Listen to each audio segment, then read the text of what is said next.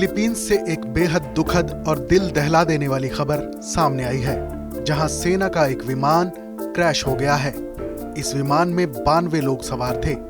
Philippines के army chief ने कहा है कि एक C-130 विमान सैनिकों को लेकर जा रहा था।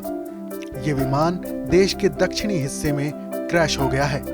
डिफेंस सेक्रेटरी ने कहा कि इस हादसे में 17 लोगों की मौत हो गई है।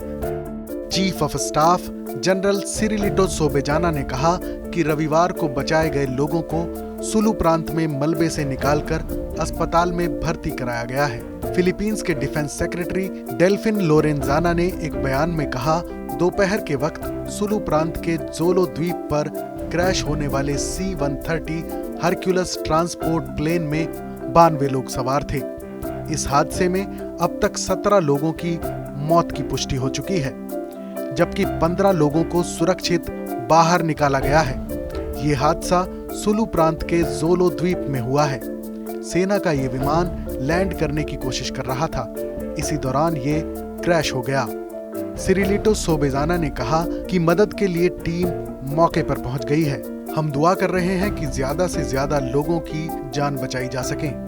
विमान में सवार ज्यादातर लोग हाल ही में मिलिट्री ट्रेनिंग लेकर ग्रेजुएट हुए थे और मुस्लिम बहुल इलाके में आतंकवाद से लड़ने वाले संयुक्त कार्य बल के हिस्से के रूप में इस आइलैंड पर इनकी तैनाती की जा रही थी। खबर है कि ये विमान पहाड़ी कस्बे पार्टिकल के पास एक गांव में क्रैश हुआ है। हादसे की तस्वीरों में देखा जा सकता है कि विमान से आग की लपटें उठ रही हैं। सिरिलिटो सोबेजाना ने कहा कि ये घटना बेहद दुर्भाग्यपूर्ण है।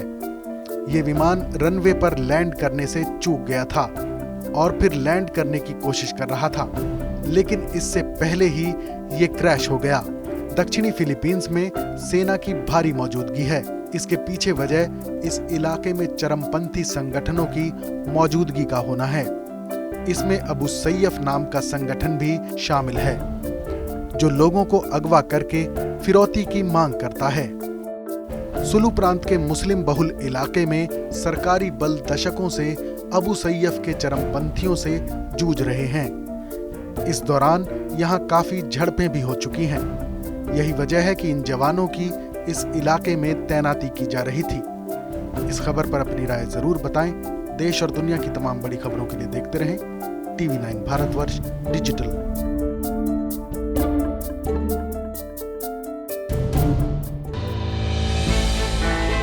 हमने की गलती फिर एक बार, कोरोना ने किया दोबारा प्रहार। मास्क, 2 गज दूरी, करें अपनी सुरक्षा पूरी।